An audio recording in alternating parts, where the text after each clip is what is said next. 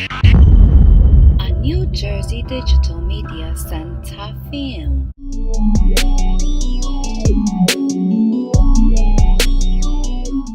I started my business kind of by mistake. It's a bit of a story. I was in the mortgage industry for a while, and I was really young. So I had a lot of people come up to me, and I would sit in front of clients, and they'd be 30, 35 years old, because at the time that was the average age of the first-time home buyer, and people would look at me and basically like, how am I going to take advice from you on how to get a mortgage? You can't even like buy a bicycle, really, you don't know shit.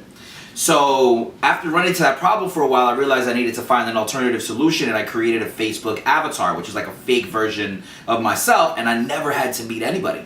I kind of got into real estate after a while, and then the market crashed. And when the market crashed, I had to figure out a way to pivot. So I started teaching real estate agents how to get clients using the internet. And then the idea was, if I teach you how to get a client, you'll take that client and send them to me for their mortgage, and I was making money.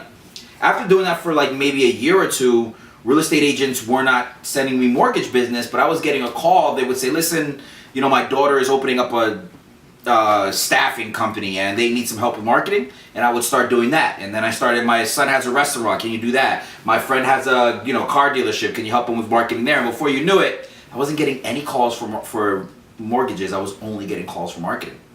So it was kind of a natural progression. It was like God was telling me this is what I needed to be doing, and I jumped into it.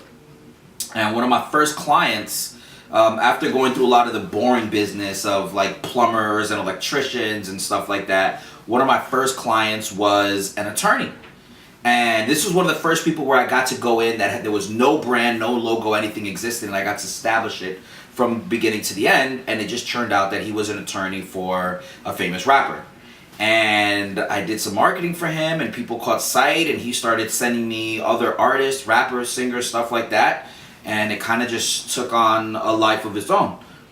I think I'm good at it, not because I come from a different angle of marketing. So where most people are learning to do music marketing just in music marketing, I learned to do marketing for small businesses. And with a small business, it's always the end game. It's never just about getting exposure for the business. It's about figuring out how to help the business make more money. So because I apply that to the music industry, it gives me a little bit of a different avenue to enter into when I'm dealing with a lot of people, because a lot of artists just want exposure. And I get to sit down with them and say, not only are we going to work on your exposure, but you have to make some money.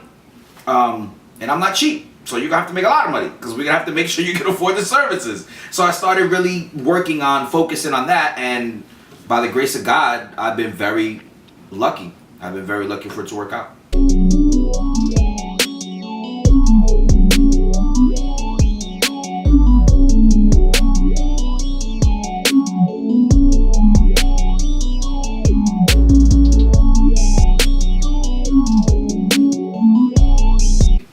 I think the three things that allowed me to be most effective, and it's gonna, one, I hate to sound cliche, but I wasn't gonna quit. So at the time I already had my kids, and there was no way that I was gonna be able to stop, because you can't just pivot all over again and start from the beginning. So one, I wasn't gonna quit. That dedication definitely worked.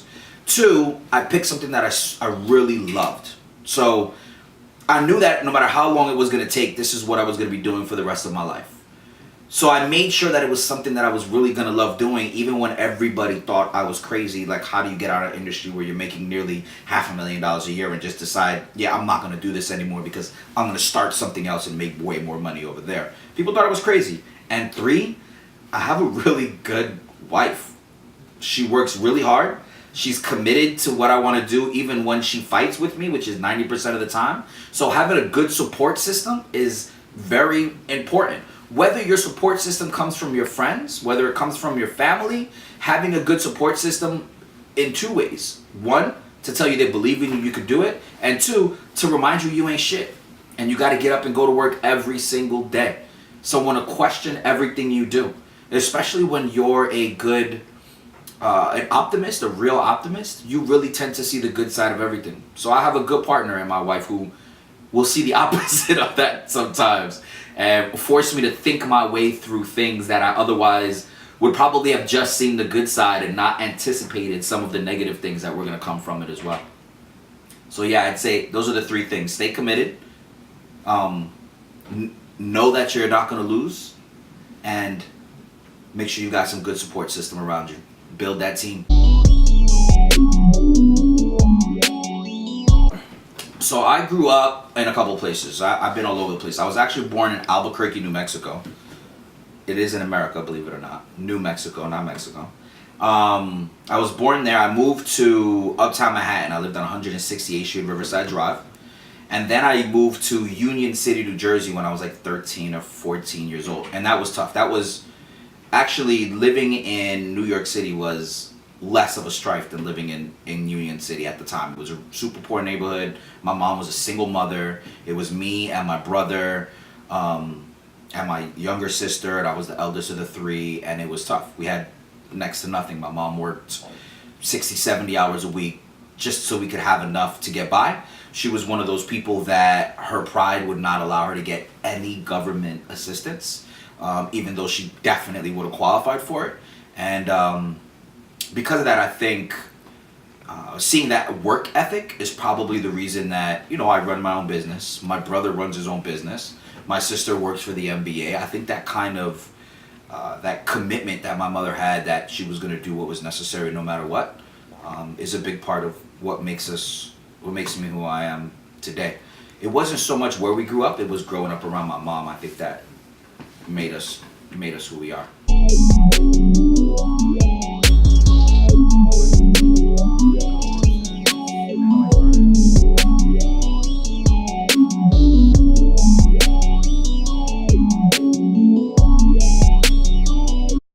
So I think there's a huge change going on in business right now, and I think that some people have gotten ahead of it and some people have not. And I can actually give you some examples of why I think what it is, and it's one of the things that I foresaw that made me jump into the digital marketing business.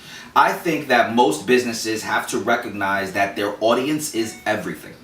It's not even about your product anymore. It's about your audience. If you can build an audience, you can literally sell them almost anything. Once you have an audience behind you, there's almost no chance of you being able to fall off, because people tend to be loyal.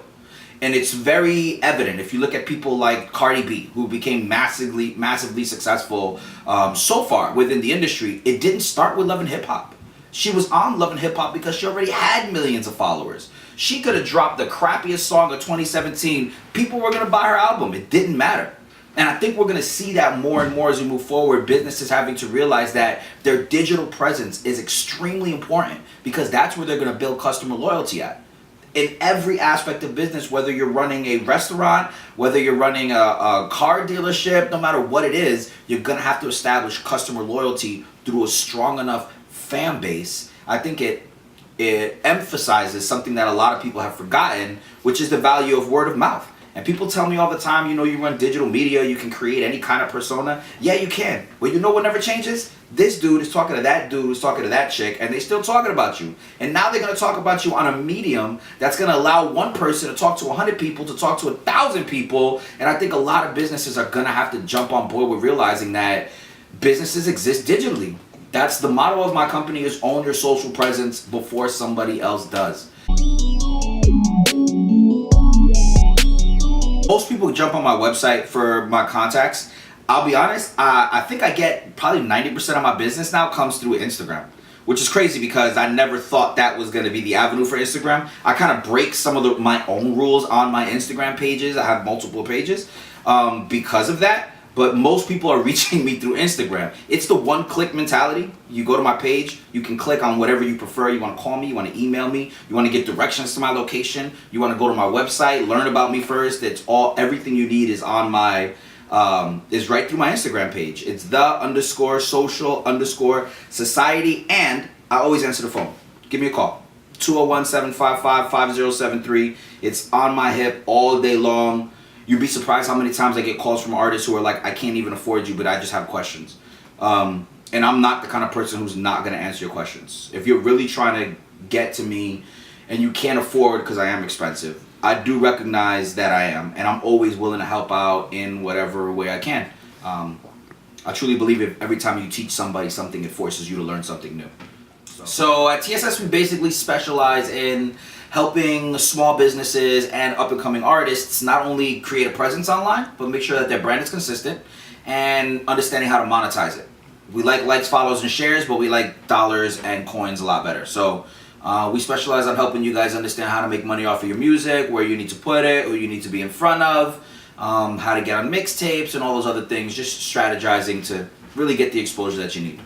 Is Germayu Chepe, and I am the owner of the Social Society, a digital marketing firm which has been forced. What's up? My name is Germayu Chepe, and I am the owner of the Social Society, a digital marketing firm which has been forced into working in the music industry.